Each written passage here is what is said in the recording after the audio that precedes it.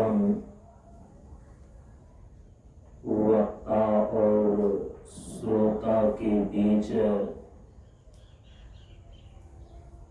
ज्ञान का आदान प्रदान होने के लिए प्रयुक्त वैदिक मंत्रों का पहले उच्चारण कर लें।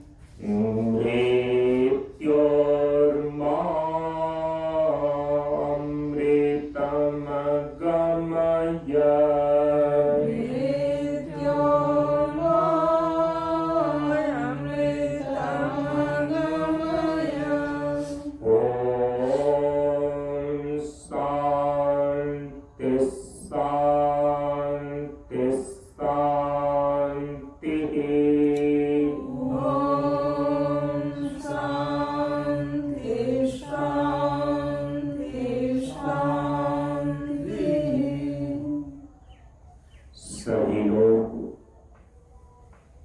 थोड़ी देर के लिए मौन एवं शांत रहे।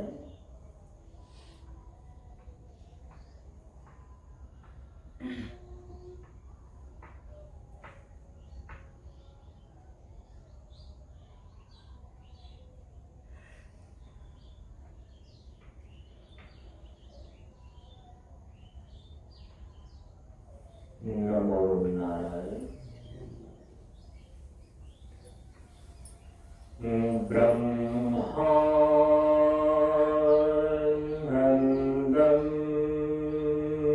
परम सुखदं केवलं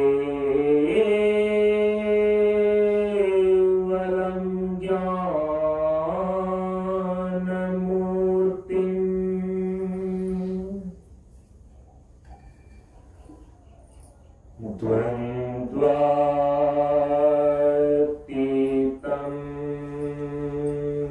गगनसदृशं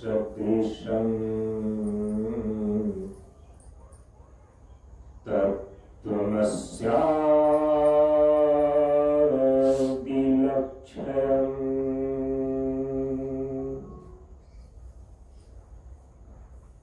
एकं नित्यं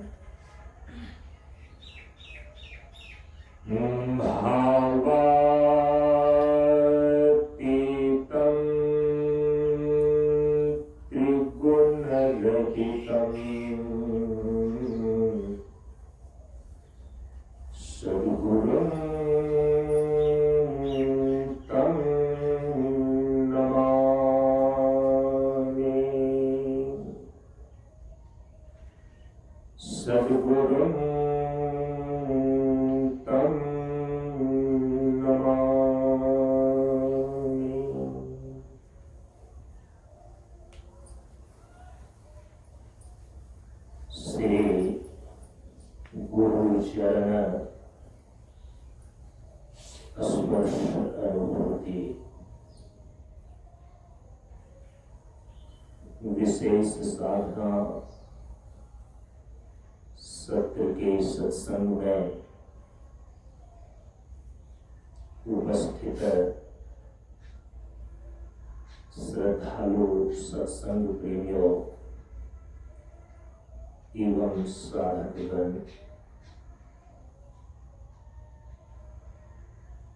ज्ञान बढ़े गुणवान की संगत, ध्यान बढ़े तपस्वी संग किन्हां,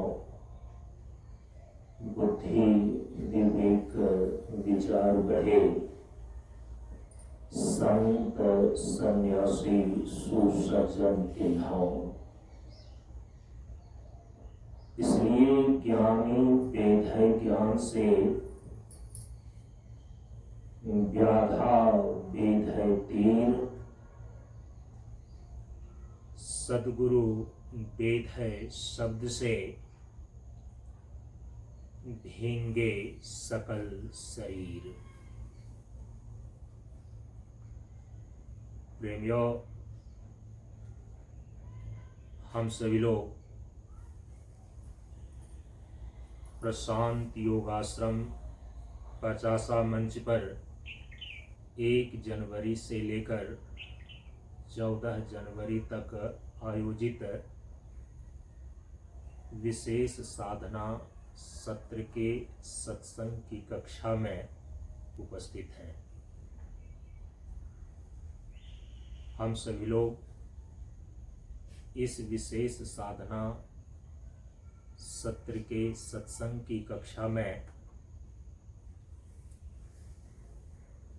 महर्षि पतंजलि के द्वारा रचित योग दर्शन के सूत्रों पर विचार कर रहे हैं। योग दर्शन के सूत्र पर विचार करने हेतु सर्वप्रथम सूत्रकार भगवान शेषावतार महर्षि पतंजलि का स्मरण पूर्वक मंगलाचरण कर लें।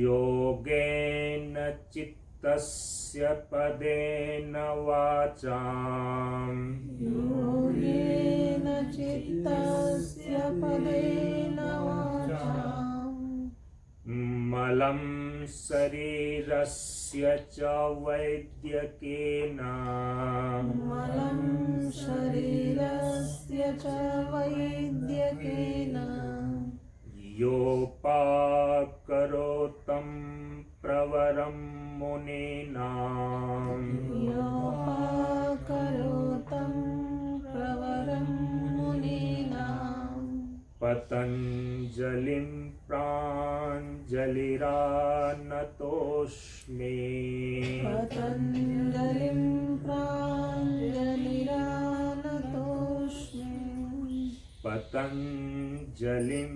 प्राञ्जलिरानतोऽस्मि। पतञ्जलिं प्राञ्जलिरानतोऽस्मि।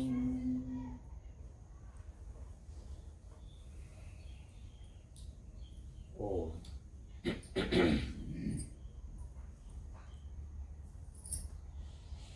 योग दर्शन की चतुसूत्री अर्थात योग दर्शन के प्रथम 4 सूत्रों का पाठ कर लें। अथ योगानुशासनम्, अथ योगानुशासनम्, अथ योगानुशासनम्,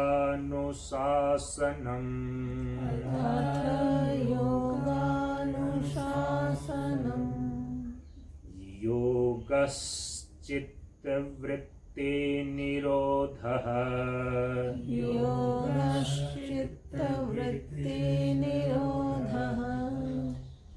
योगश्चित्तवृत्तिनिरोधः योगश्चित्तवृत्तिनिरोधः योगश्चित्तवृत्तिनिरोधः तदा द्रष्टुः स्वरूपे अवस्थानम् तदा द्रष्टुः स्वरूपेऽवस्थानम् तदा द्रष्टुः स्वरूपे अवस्थानम् तदा द्रष्टुः स्वरूपेऽवस्थानम् वृत्ति सारूप्यमितरत्र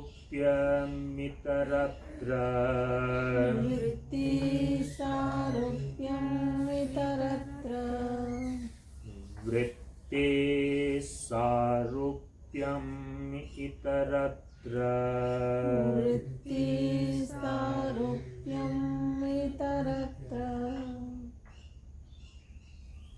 ओम। इस प्रकार से हम सभी लोगों ने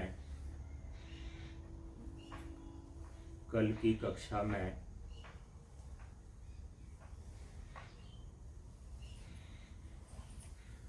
योग शास्त्र ग्रंथ का परिचय प्राप्त किया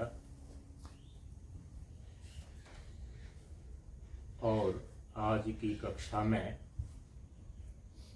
इस योग शास्त्र ग्रंथ के अनुबंध चतुष्टय पर विचार करेंगे।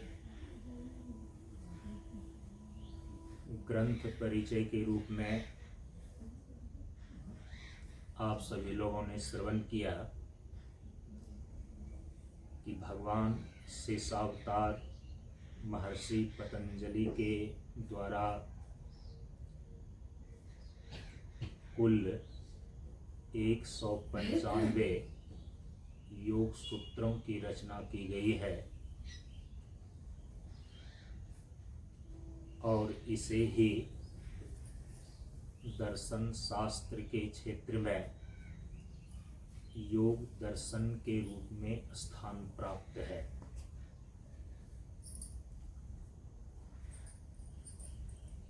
योग दर्शन शास्त्र जो 195 सूत्रों वाला महर्षि पतंजलि के द्वारा रचित है, यह 4 पादों में विभक्त है। प्रथम पाद समाधि पाद है, द्वितीय साधन पाद है, तृतीय विभूति पाद है और चतुर्थ कैवल्य पाद है। 195 सूत्र इन 4 पादों में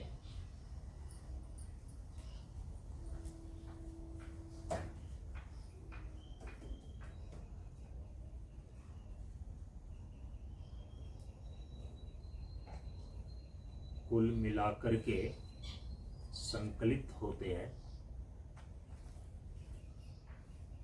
और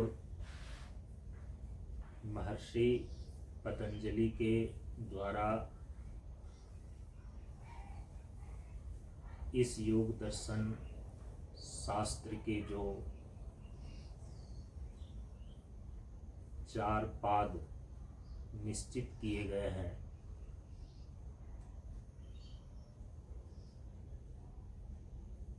तो प्रथम पाद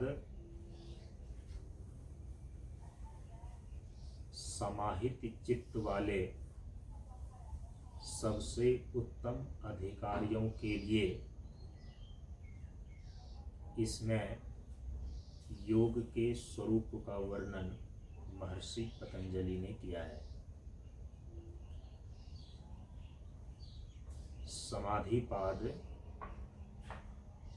जो सबसे प्रथम पाद है, इसमें सूत्रकार महर्षि पतंजलि ने समाहित चित्त वाले सबसे उत्तम अधिकारियों के लिए योग की उच्च भूमि समाधि इत्यादि के स्वरूपों का वर्णन किया है। द्वितीय पाद जो साधन पाद है, इसमें सूत्रकार महर्षि पतंजलि ने विक्षिप्त चित्त वाले मध्यम अधिकारियों के लिए योग की प्रक्रियाओं का वर्णन किया है।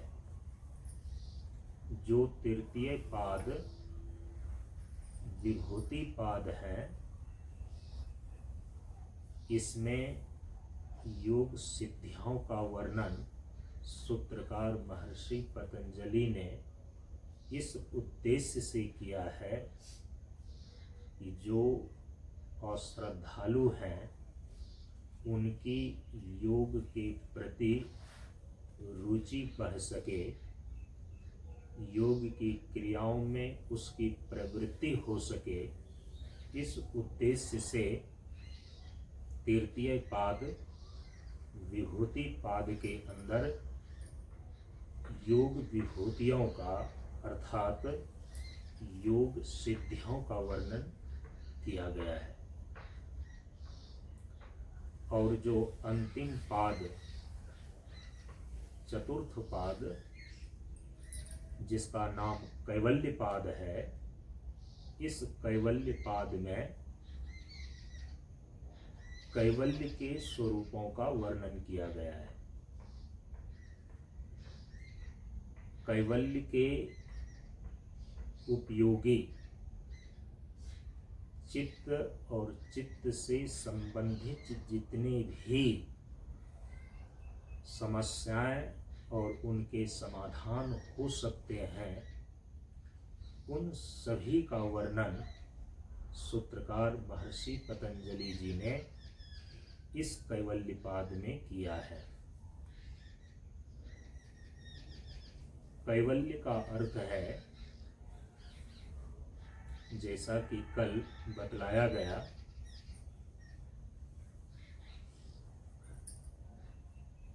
कि प्रकृति और पुरुष, प्रकृति अर्थात त्रिगुणात्मक जड़ प्रकृति, पुरुष अर्थात चेतन आत्मा। यहाँ पर एक बात को ध्यान में रखनी चाहिए कि जो योग सूत्र के रूप में योग दर्शन है, यह प्रक्रिया भाग है, और सांख्य सूत्र के रूप में जो सांख्य दर्शन है, सांख्य सूत्रों की रचना तो महर्षि कपिल के द्वारा की गई है। तो दर्शन शास्त्र के क्षेत्र में आचार्यों के द्वारा ये बातें स्वीकृत की गई है कि सांख्य दर्शन और योग दर्शन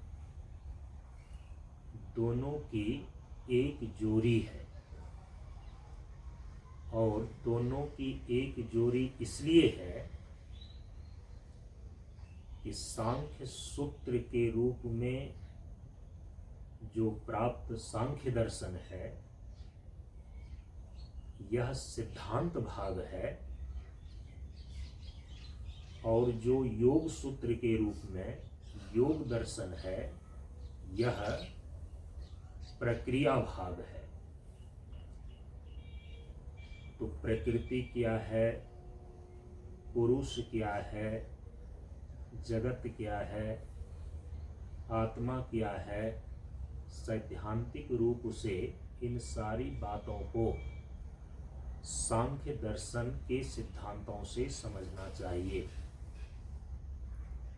प्रकृति से विविक्त होकर के चेतन आत्मा अपने स्वरूप अवस्थिति का लाभ कैसे प्राप्त करता है, इस प्रक्रिया का मूल रूप से योग दर्शन वर्णन करता है, योग दर्शन में इसका प्रतिपादन किया गया है।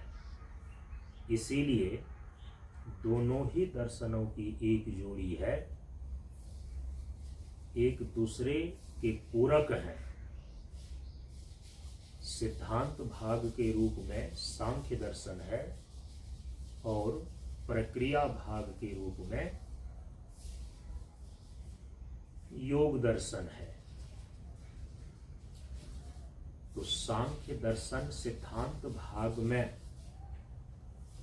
दो मौलिक अनादि तत्व माने गए हैं। एक है प्रकृति और दूसरा है पुरुष। तो प्रकृति का अर्थ है जो त्रिगुणात्मक प्रकृति है, सत्व रजस तमो गुणात्मिका प्रकृति अस्ति।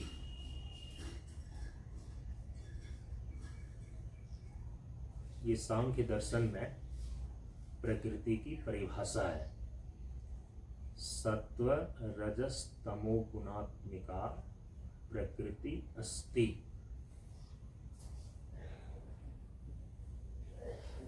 और पुरुष का अर्थ है चेतन तत्व आत्मा। सांख्य दर्शन में चेतन तत्व आत्मा को ही पुरुष शब्द से अभिहित किया गया है। जब प्रक्रिया भाग योग दर्शन में आते हैं तो यहाँ पर शब्द बदल जाता है। सांख्य दर्शन में जिसको प्रकृति कहा गया है उसी को योग दर्शन के अंदर बोलते हैं दृश्य। प्रकृति और प्रकृति के जितने भी प्रभेद हैं सांख्य दर्शन में, प्रक्रिया भाग योग दर्शन के अंदर उसकी दृश्य संज्ञा है। और सिद्धांत भाग सांख्य दर्शन में जिस चेतन तत्व को पुरुष कहा गया है उसी पुरुष की संज्ञा प्रक्रिया भाग योग दर्शन में दृष्टा है। तो सांख्य दर्शन में जिस दो अनादि मौलिक तत्व को प्रकृति और पुरुष बोला गया उसी को योग दर्शन के अंदर दृष्टा और दृश्य बोला गया। प्रकृति की जगह पर दृश्य शब्द का प्रयोग किया गया है और पुरुष की जगह पर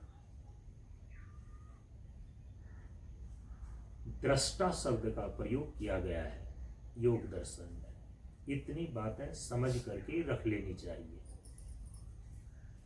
हाँ, यह अलग बात है कि योग दर्शन में पुरुष विशेष के रूप में एक अतिरिक्त तत्व ईश्वर तत्व को स्वीकार किया गया है जो सांख्य दर्शन में ईश्वर तत्व का अलग से वर्णन नहीं किया गया। सांख्य दर्शन में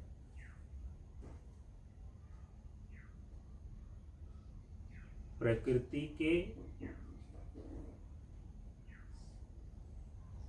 24 प्रभेद हैं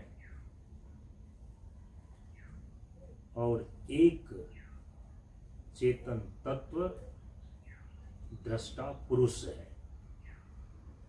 तो सांख्य दर्शन में कुल मिलाकर के तत्वों की संख्या 25 निश्चित होती है।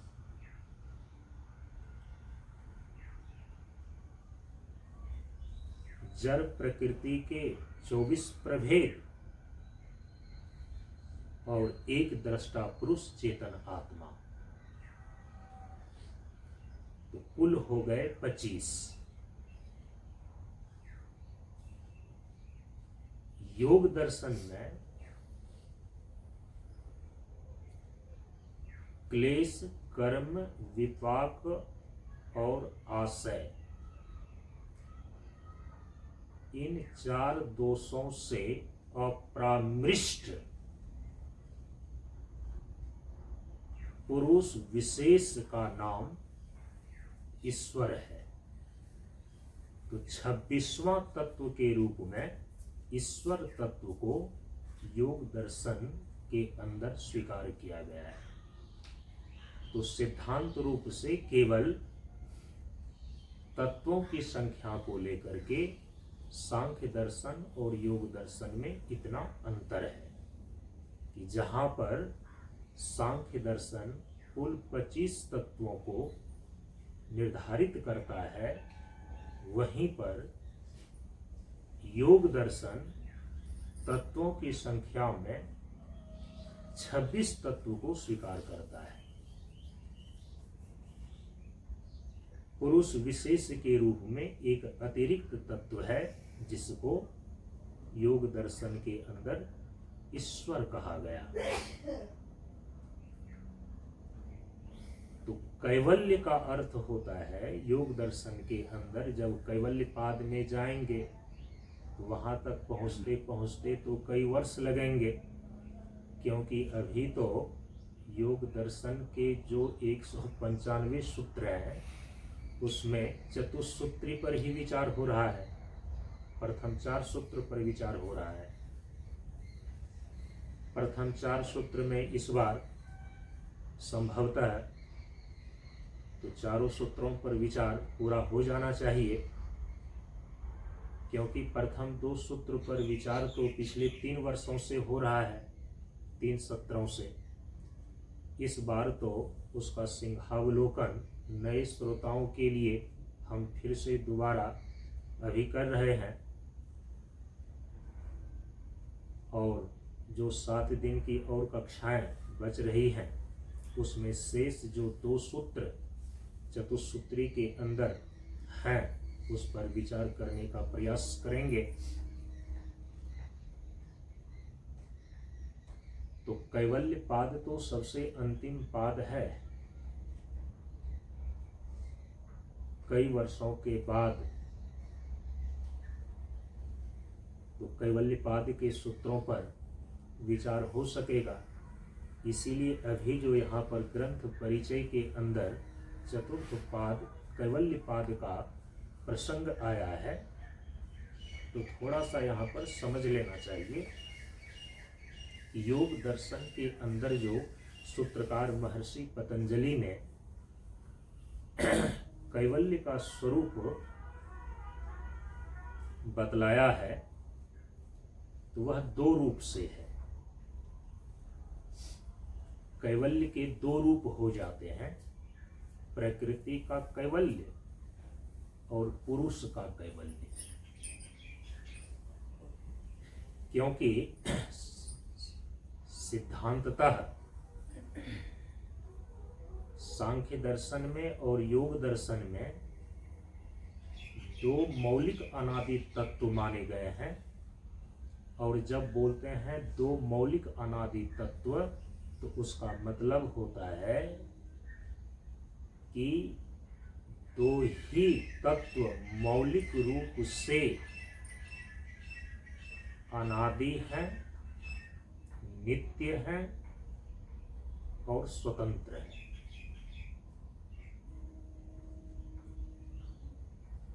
प्रकृति भी अनादि है, नित्य है और स्वतंत्र है। जो पुरुष है चेतन तत्व, यह भी अनादि है, नित्य है और स्वतंत्र है। जब अनादि बोलते हैं तो दर्शन शास्त्र में अनादि शब्द का अर्थ होता है जो अनुत्पन्न है, जिसकी किसी से उत्पत्ति नहीं हुई है, जिसका स्वयं ही अस्तित्व है, हम उसको बोलते हैं अनादि। अनादि माने अनुत्पन्न। नित्य का अर्थ होता है जिसका कभी भी नाश नहीं होता, जो अविनाशी है उसको बोलते हैं नित्य। और जब कहा जाता है कि स्वतंत्र, तो स्वतंत्र का अर्थ होता है कि जिसकी सत्ता किसी पर भी निर्भर नहीं है, जिसकी सत्ता स्वतः सिद्ध है, उसको बोलते हैं स्वतंत्र। तो सांख्य और योग दर्शन में दो मौलिक अनादि तत्व हैं, प्रकृति और पुरुष। प्रकृति जड़ तत्व के रूप में है और पुरुष जो है चेतन तत्व के रूप में है। जड़ तत्व प्रकृति, चेतन तत्व आत्मा, या कहें चेतन पुरुष आत्मा। ये दोनों ही अनादि हैं, नित्य हैं और स्वतंत्र हैं। सांख्य दर्शन और योग दर्शन की दृष्टि में जड़ प्रकृति और चेतन तत्व आत्मा, चेतन पुरुष आत्मा, ये दोनों ही अनादि हैं, नित्य हैं और स्वतंत्र हैं। अनादि का अर्थ हो गया अनुत्पन्न, यह किसी से उत्पन्न नहीं हुआ है। नित्य का अर्थ है कि जिसका कभी नाश नहीं होगा, और स्वतंत्र का अर्थ है जिसकी सत्ता किसी पर निर्भर नहीं होती, जो सत्ता स्वतः सिद्ध है। जिसकी सत्ता स्वतः सिद्ध है, तब हम उसको बोलते हैं स्वतंत्र। स्वतंत्र माने जिसकी निरपेक्ष सत्ता है।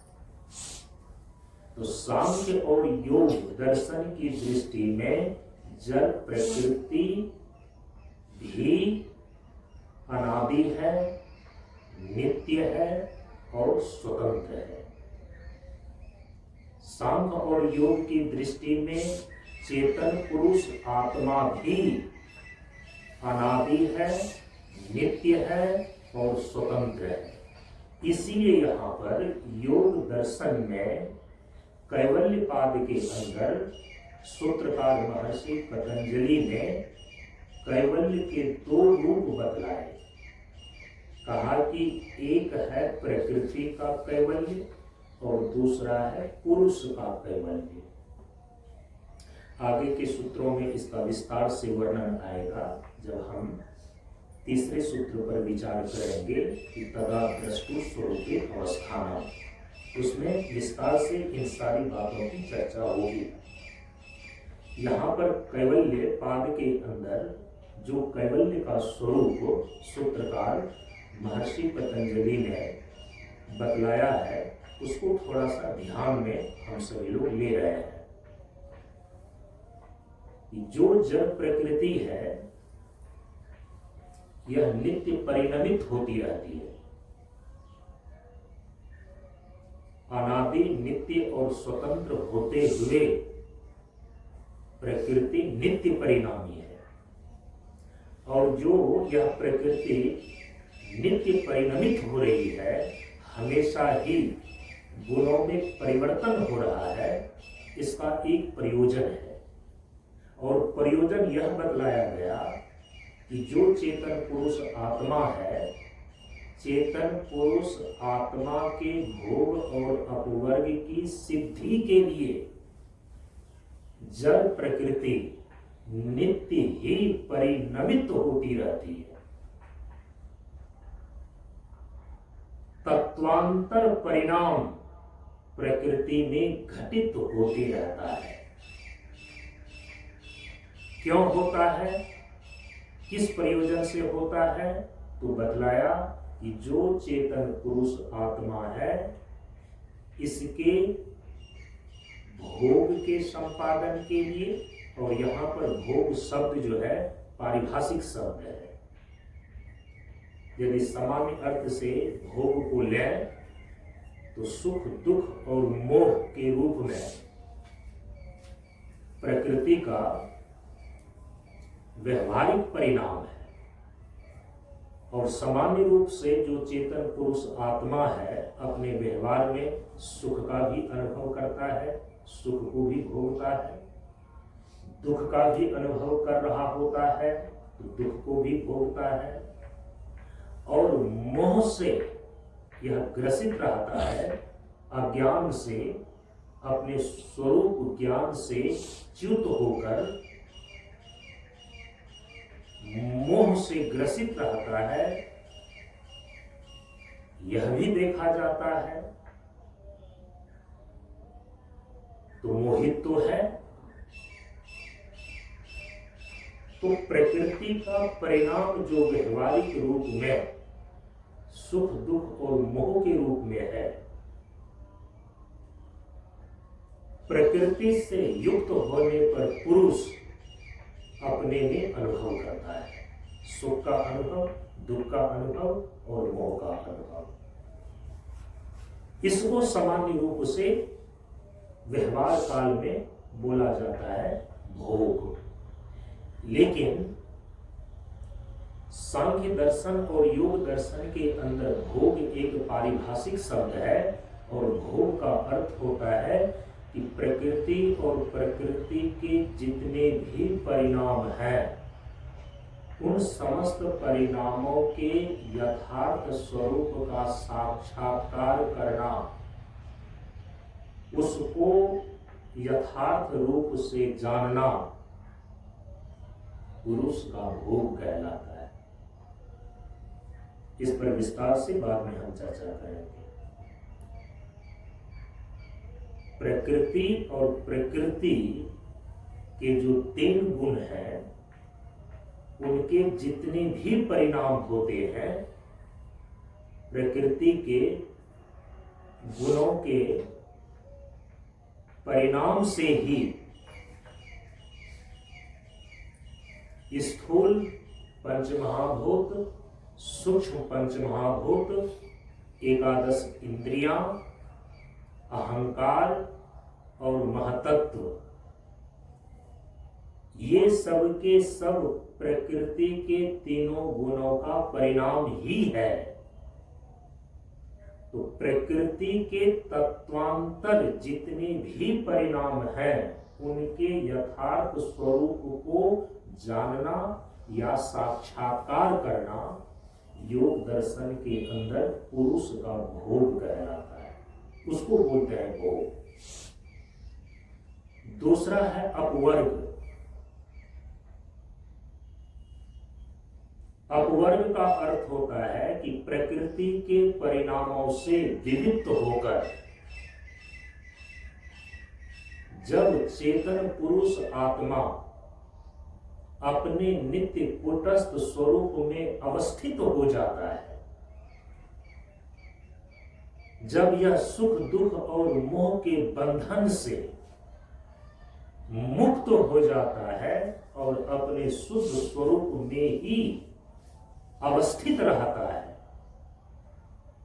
इस लाभ को बोलते हैं अपवर्ग की सिद्धि। तो प्रकृति में जो नित्य परिणाम हो रहा है, पुरुष के इसी 2 प्रयोजन को पूरा करने के लिए हो रहा है। पुरुष के भोग और अपवर्ग की सिद्धि के लिए, इस प्रयोजन को पूरा करने के लिए जड़ प्रकृति में नित्य परिणाम घटित हो रहा है। कब तक उस पुरुष के प्रति जड़ प्रकृति का यह परिणाम घटित होते रहेगा, बतलाया कि तब तक प्रकृति परिणमित होती रहेगी जब तक पुरुष का प्रयोजन पूरा नहीं हो जाता। माने जब तक चेतन पुरुष आत्मा भोग और अपवर्ग की सिद्धि नहीं कर लेता, माने प्रकृति और प्रकृति के सारे परिणामों को यथार्थ रूप से जानकर, साक्षात्कार कर, इससे विविध होकर अपने शुद्ध स्वरूप में अवस्थिति रूप अपवर्ग की सिद्धि नहीं कर लेता, तब तक जड़ प्रकृति पुरुष के प्रति नित्य परिणमित होती रहती है। कैवल्य इसी दो स्थिति को लेकर के निर्धारित होती है, प्रकृति का कैवल्य और पुरुष का कैवल्य। कैवल्य पाद में इसी चीज को सूत्रकार महर्षि पतंजलि ने बतलाया है। प्रकृति के कैवल्य का अर्थ है कि जब पुरुष का भोग और अपवर्ग की सिद्धि का कार्य पूरा हो जाता है तो प्रकृति का अपने स्वरूप में लौट जाना प्रकृति का कैवल्य है, और यह पुरुष चेतन आत्मा अभी अविवेक के कारण से, अज्ञान के कारण से त्रिगुणात्मक जड़ प्रकृति से संयुक्त तादात्म्य बनाया हुआ है।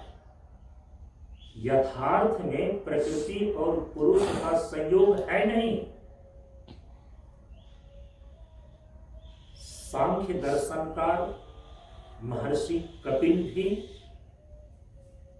इसी चीज को प्रकृति पुरुष विवेक के माध्यम से बतलाए हैं सांख्य दर्शन में, और योग दर्शन के अंदर दृष्टा दृश्य के विवेक पूर्वक सूत्रकार महर्षि पतंजलि ने योग दर्शन में भी इसी तथ्य को ख्यापित किया है कि जो चेतन पुरुष आत्मा है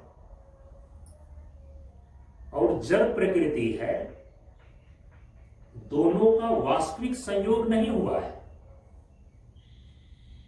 और वास्तविक संयोग हो भी नहीं सकता।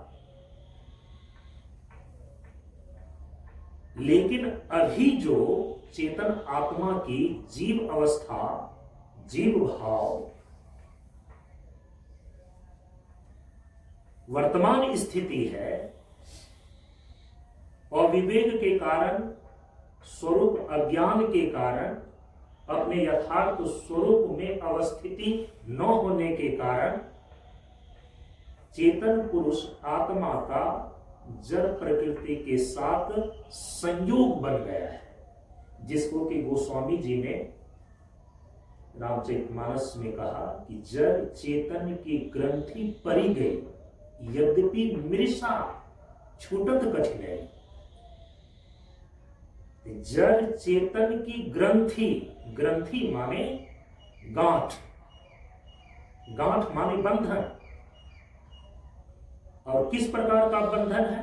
तदात्म्यपत्ति रूप बंधन है, आध्यासिक संयोग बोलते हैं दर्शन शास्त्र की भाषा में। तो जड़ चेतन का एक आध्यासिक संयोग हो गया है नहीं वस्तुतः, लेकिन फिर भी अज्ञानता के कारण से और विवेक के कारण से यह आध्यासिक संयोग बन गया है।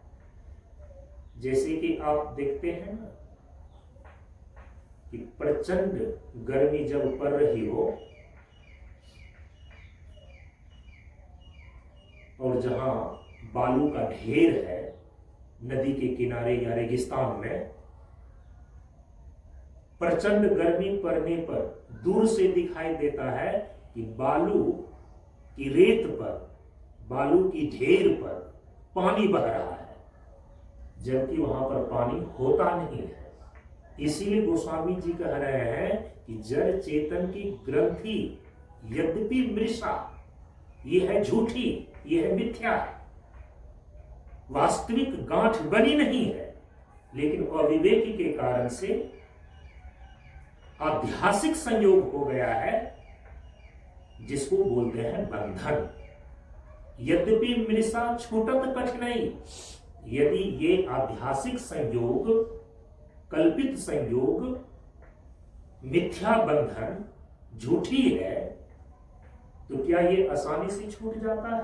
कहा कि छूटत कठिनाई, आसानी से नहीं छूटता है, लेकिन आध्यासिक होने के कारण से इसका छूटना अवश्यंभावी है।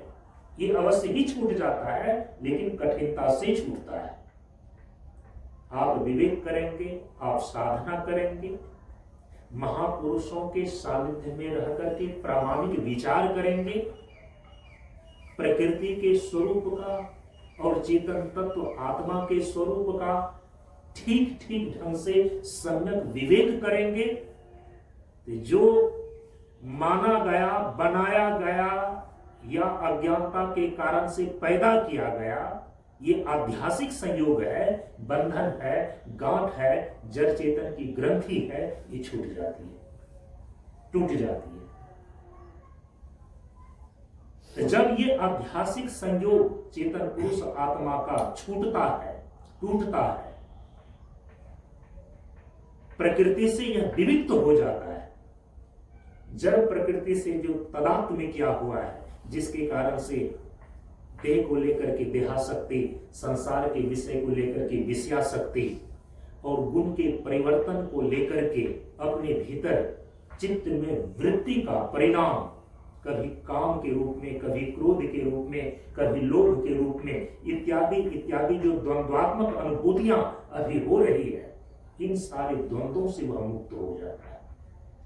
प्रकृति के आध्यात्मिक संयोग से ज्यों ही चेतन पुरुष आत्मा छूटा, जब प्रकृति से विविक्त हुआ और अपने ही शुद्ध स्वरूप में आकर के अवस्थित हो गया, तो इसी अवस्था को कहा गया पुरुष का कैवल्य। तो कैवल्य के हो गए दो रूप। कैवल्य माने केवल अपने आप में हो जाना। प्रकृति पुरुष के भोग और अपवर्ग की सिद्धि के लिए नित्य परिणमित हो रही है, ये भी अपने कार्य में लगी हुई है, ये निवृत्त नहीं हुई है, इसका भी कैवल्य होना है। इसका कैवल्य कब हो जाता है? जिस प्रयोजन से यह प्रवृत्त हो रही है, प्रकृति जिस प्रयोजन को पूरा करने के लिए यह परिणमित हो रही है, वो प्रयोजन ज्यों ही पूरा हुआ, प्रयोजन क्या है? पुरुष के भोग और अपवर्ग को सिद्ध करना। तो जिस समय पुरुष के भोग और अपवर्ग की सिद्धि हो जाती है, तो प्रयोजन पूरा हो गया। तो उसी समय प्रकृति वापस लौट करके अपने स्वरूप में बैठ जाती है। तो प्रकृति का अपने प्रयोजन को पूरा करके, पुरुष के प्रयोजन को पूरा करके, पुरुष के भोग और अपवर्ग को सिद्ध करके अपने स्वरूप में लौट जाना, ये प्रकृति का कैवल्य है। और पुरुष का कैवल्य है कि जब पुरुष विवेक के द्वारा, अपनी विवेक ख्याति के द्वारा, जब जड़ प्रकृति से विविक्त होकर के अपना आध्यात्मिक संयोग समाप्त कर लेता है और अपने ही स्वरूप में आकर के अवस्थित हो जाता है, तब इसको बोलते हैं पुरुष का कैवल्य। तो प्रकृति का अपने स्वरूप में लौट जाना प्रकृति का कैवल्य, और पुरुष का अपने स्वरूप में अवस्थित हो जाना पुरुष का कैवल्य। इस प्रकार से कैवल्य के इन दो स्वरूपों का वर्णन कैवल्य पाद में किया गया है। तो ग्रंथ परिचय के अंदर जो ये 4 पाद हैं योग दर्शन शास्त्र के, ये बातें कल बताने के लिए थोड़ी छूट गई थी, आज बताई गई। अब इसमें तो आपने श्रवण कर ही लिया है कि योग दर्शन के सूत्रकार तो महर्षि पतंजलि हो गए, जो भगवान शेष के अवतार सनातन धर्म की परंपरा में माने गए हैं, इस योग दर्शन सूत्र पर जो सबसे प्राचीन और प्रामाणिक भाष्य प्राप्त होता है, उस भाष्य का नाम है व्यास भाष्य। चाहे महर्षि बादरायण वेद व्यास के रूप में व्यास हो या कोई अन्य व्यास हो, लेकिन व्यास भाष्य योग सूत्र पर जो लिखे गए हैं वो सबसे ज्यादा प्राचीन और प्रामाणिक माने गए हैं। इसके बाद इस योग सूत्र पर आचार्य विज्ञान भिक्षुक ने योग वार्तिक नाम से वृत्ति की रचना की, जो बहुत ही महत्वपूर्ण है सूत्र को समझने के लिए।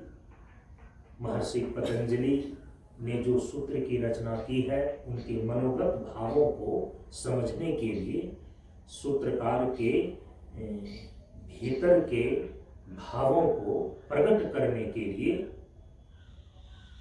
आचार्य विज्ञान भिक्षुक ने योग वार्तिक की रचना की है।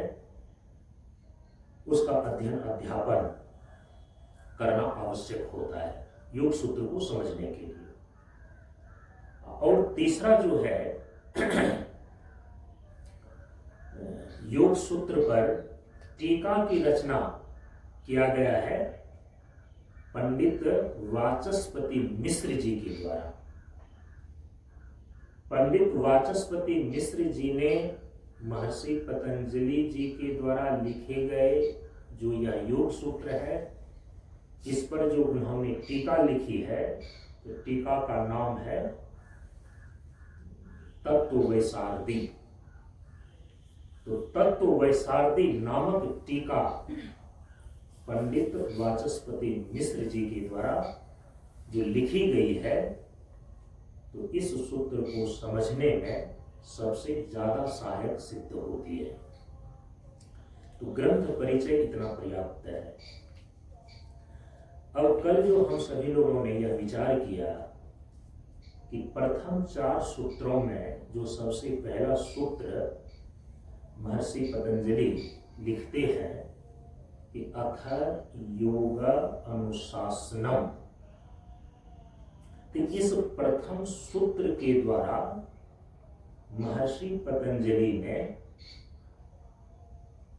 योग शब्द के साथ अर्थ और अनुशासनम, इन 2 शब्दों का प्रयोग करके 2 बातें यहां पर प्रदर्शित किए हैं। इस प्रथम सूत्र अथ योगानुशासनम में महर्षि पतंजलि ने योग शब्द के साथ अर्थ और अनुशासनम शब्द का प्रयोग करके मुख्य रूप से 2 बातों को यहाँ पर बतलाना उनका अभिष्ट है। प्रथम बात तो ये है कि अर्थ शब्द और अनुशासन शब्द कह करके सूत्रकार महर्षि पतंजलि ने योग की अति प्राचीन परंपरा को प्रदर्शित किया है। सूत्रकार महर्षि पतंजलि यह स्पष्ट कर देना चाहते हैं कि हम जो योग सूत्र की रचना करने जा रहे हैं, ऐसा नहीं है कि मेरे लिखने के बाद ही योग विद्या का आरंभ हो रहा है, ऐसा नहीं है। वे बतला रहे हैं योग विद्या तो अति प्राचीन काल से श्रुतियों में और स्मृतियों में वर्णित है। मैं तो केवल उसको एकीकृत करने जा रहा हूं, उसको दर्शन का रूप देने जा रहा हूं, उसको सूत्रबद्ध करने जा रहा हूं। तो अर्थ अनुशासनम, ये 2 शब्द योग के साथ जोड़ करके महर्षि पतंजलि ने यह स्पष्ट किया कि जो योग विद्या है, यह अति प्राचीन काल से ही जो श्रुतियों और स्मृतियों में वर्णित होती चली आ रही है, उसी को मैं सूत्रबद्ध करने जा रहा हूं, ये कहना चाह रहे हैं। तो माने कि पहली बात उन्होंने ये स्पष्ट किया इस प्रथम सूत्र के द्वारा कि योग विद्या की अति प्राचीन परंपरा है। दूसरी बात, अर्थ और अनुशासनम, इन दो शब्दों का योग के साथ प्रयोग करके सूत्रकार महर्षि पतंजलि अब दूसरी बात ये स्पष्ट करना चाह रहे हैं कि जिस योग सूत्र की रचना करने जा रहा हूं योग शास्त्र के रूप में, योग शास्त्र ग्रंथ के रूप में, तो इस योग शास्त्र ग्रंथ का अनुबंध चतुष्टय, ये दूसरी बात यहां पर इस सूत्र के द्वारा सूत्रकार स्पष्ट करने जा रहे हैं, स्पष्ट कर किए दे रहे हैं। ये बातें व्यास भाष्य से, योग वार्तिक से और तत्व वैसारदी का अनुशीलन करने से स्पष्ट हो जाता है कि इस प्रथम सूत्र के द्वारा सूत्रकार महर्षि पतंजलि ने इन्हीं दो बातों को बतलाना उनका अभिष्ट है। इन्हीं दो बातों को बतलाना इस सूत्र के द्वारा उनका तात्पर्य है। पहली बात ये कि योग की अति प्राचीन परंपरा है, उसी योग विद्या को मैं सूत्रबद्ध करने जा रहा हूं। दूसरी बात, यह जो योग शास्त्र ग्रंथ है इसका अनुबंध चतुष्टय प्रदर्शित कर रहे हैं अनुशासनम शब्द से। अब देखिए ये अनुबंध चतुष्टय है क्या। किसी भी शास्त्र का अनुबंध चतुष्टय एक आवश्यक और अपरिहार्य अंग होता है।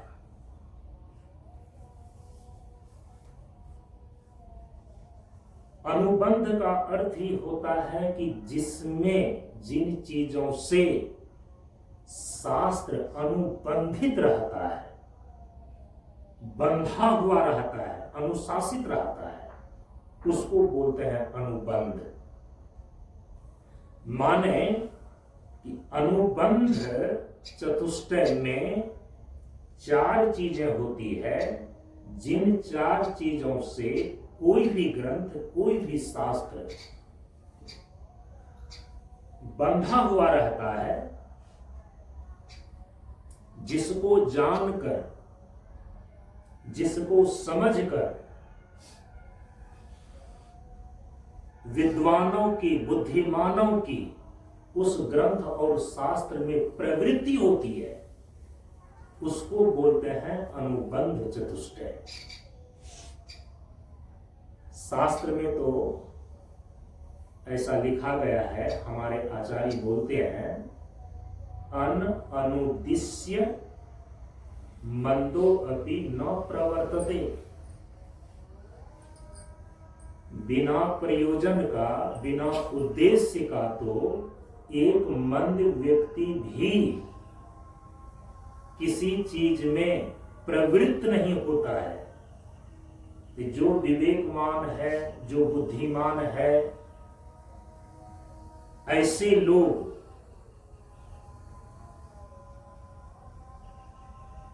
बिना प्रयोजन को जाने, बिना किसी विषय को जाने, बिना अधिकारी को का परिज्ञान हुए बिना, संबंध को जाने बिना उनकी प्रवृत्ति कैसी हो सकती है।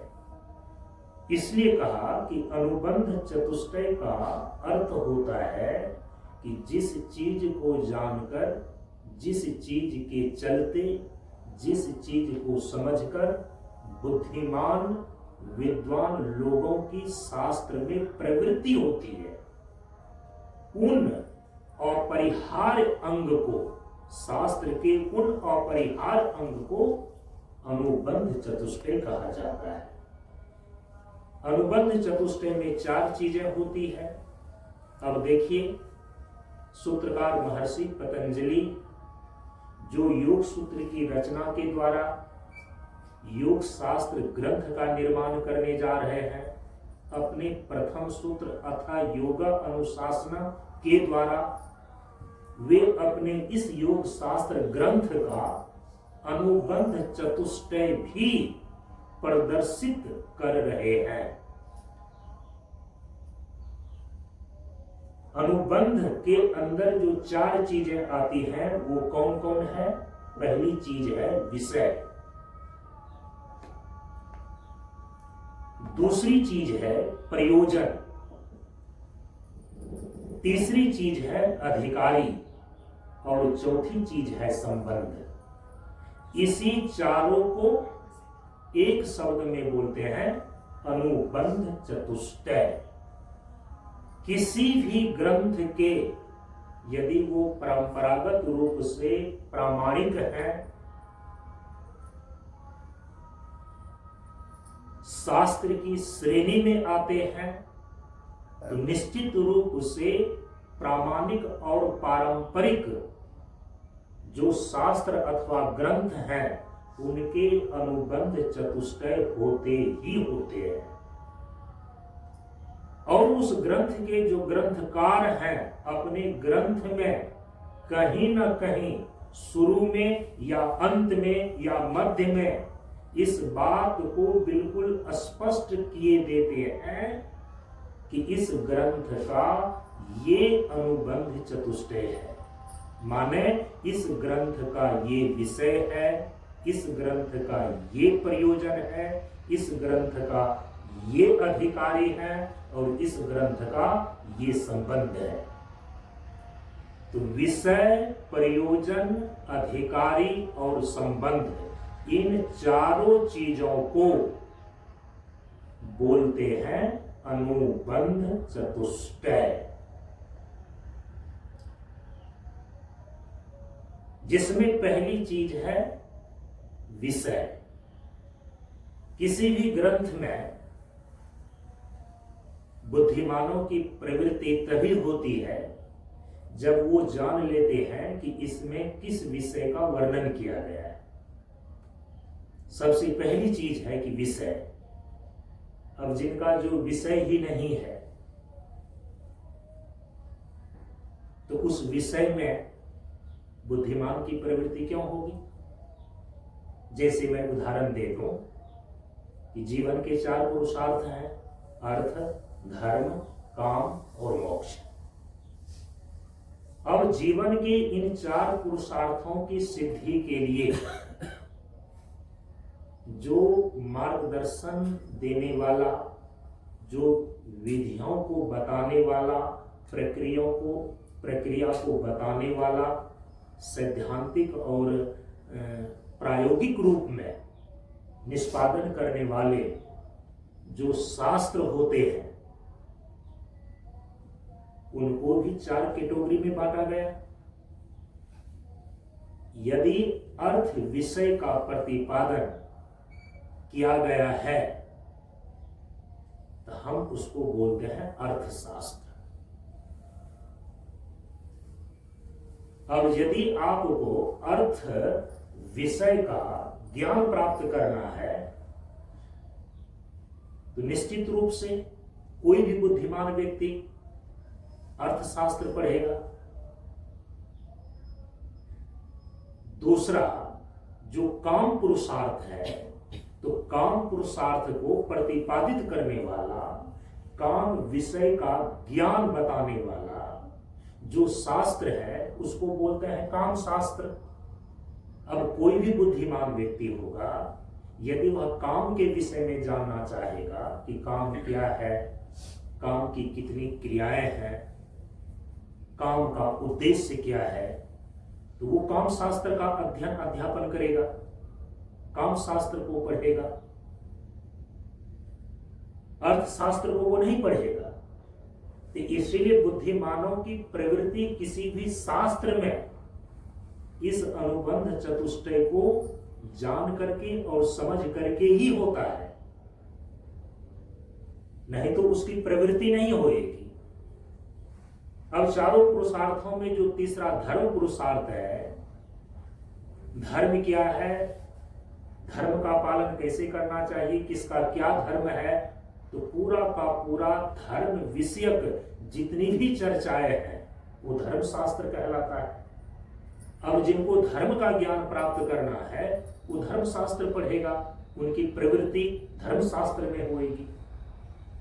चारों पुरुषार्थों में जो अंतिम चौथा मोक्ष पुरुषार्थ है, अब मोक्ष पुरुषार्थ में मोक्ष का वर्णन किया गया है, तो मोक्ष विषयक विचार, मोक्ष विषयक जानकारी जहां पर दी गई है हम उसको बोलते हैं मोक्ष शास्त्र।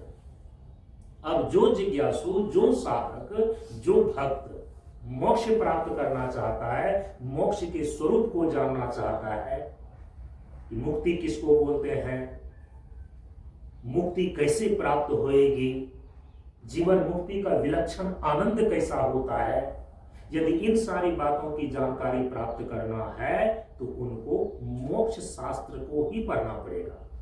तो फिर उनकी प्रवृत्ति मोक्ष शास्त्र को पढ़ने में होगी। तो इसलिए सबसे पहले विषय को स्पष्ट करना पड़ता है कि जो शास्त्र लिखा जा रहा है उसमें किस विषय का प्रतिपादन है। अनुबंध चतुष्टय का ये सबसे पहला हिस्सा है, ये पहली चीज है, विषय। अब यदि कोई मोक्ष प्राप्त करना चाहता है वह काम शास्त्र थोड़ी पढ़े। अब कोई यदि अर्थ का संग्रह करना चाहता है तो अर्थशास्त्र पढ़ेगा ना, मोक्ष शास्त्र को पढ़ने में उसकी प्रवृत्ति थोड़ी होगी।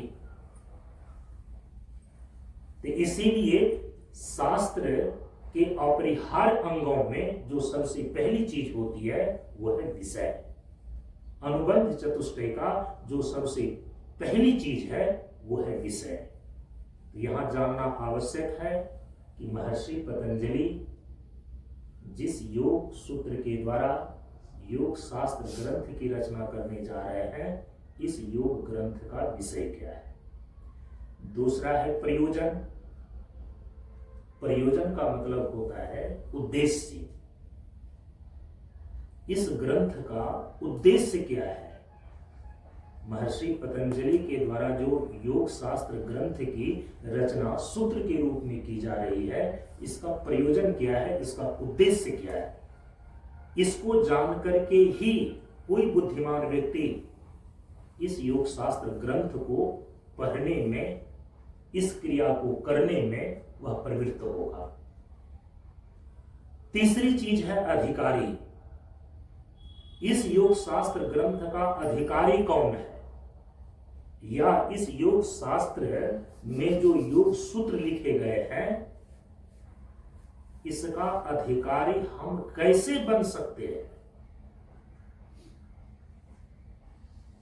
उसके लिए कौन कौन से शर्त हैं, ग्रंथ में ये बताया गया। अधिकारी का निर्णय किया जाता है कि जो ये चीजें हम लिखने जा रहे हैं, ये चीज बतलाने जा रहे हैं, ये ऐसे ही व्यक्ति के लिए है, इसके वही अधिकारी है। तो इसको बोलते हैं अधिकारी निश्चय। और चौथी जो चीज है वो है संबंध। यह जो ग्रंथ लिखा जा रहा है इसका आपके जीवन के साथ, माने अधिकारी के साथ, जो आपके जीवन का उद्देश्य है इस प्रयोजन के साथ, और जो विषय है उसके साथ संबंध क्या है, ये चौथी चीज हो गई संबंध। तो अब चटपट एक एक शब्दों में स्पष्ट कर दूं क्योंकि समय हो रहा है। यह जो सूत्रकार महर्षि पतंजलि के द्वारा सूत्र की रचना करने की प्रतिज्ञा यहाँ पर अथा योगानुशासनम में करके योग सूत्र की रचना करने जा रहे हैं। अब यहाँ पर वो स्पष्ट कर दे रहे हैं कि इस ग्रंथ का विषय क्या है, इस ग्रंथ का प्रयोजन क्या है, इस ग्रंथ के अधिकारी कौन है और इस ग्रंथ का संबंध क्या है। तो इस योग शास्त्र ग्रंथ का विषय योग है।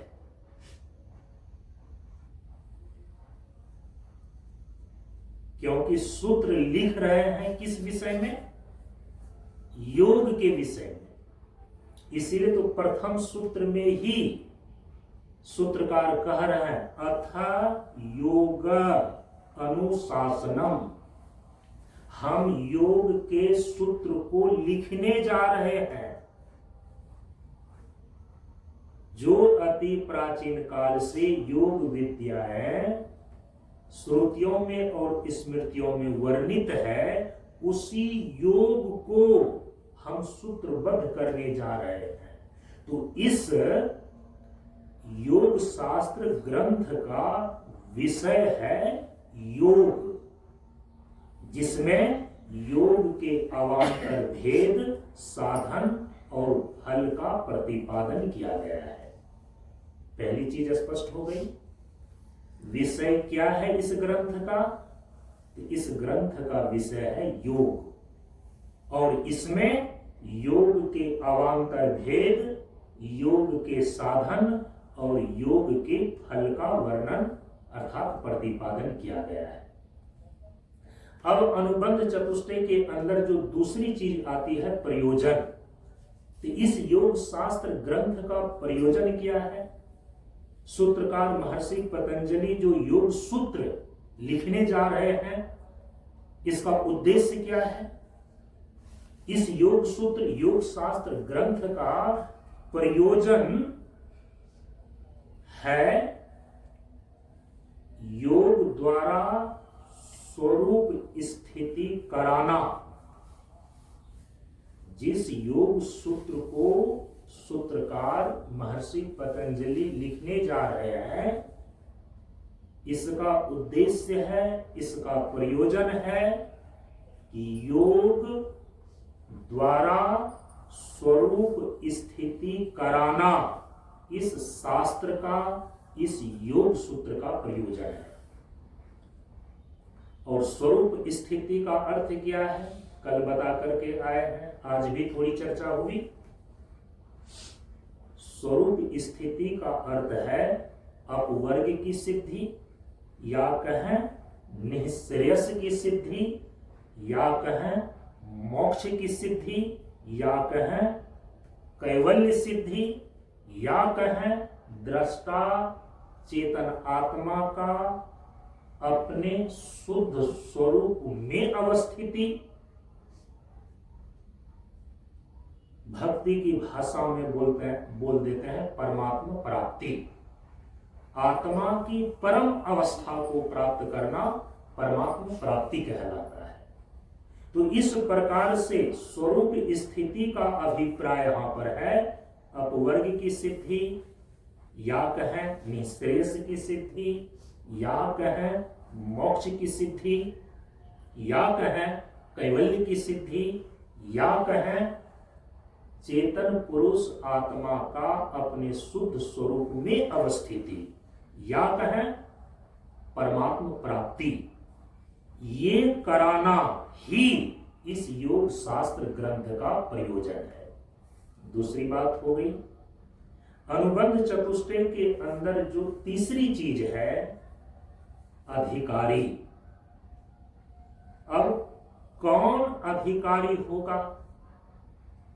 इस योग शास्त्र में जो प्रतिपादित, इस योग शास्त्र में जो योग सूत्र और योग की क्रिया लिखे गए हैं, उसको कौन कर सकता है?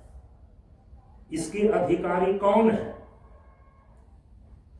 तो इसको स्पष्ट किया जा रहा है अब कि स्वरूप स्थिति एवं परमात्मा प्राप्ति का जो जिज्ञासु है, जो मुमुक्षु साधक है, वे इसके अधिकारी हैं।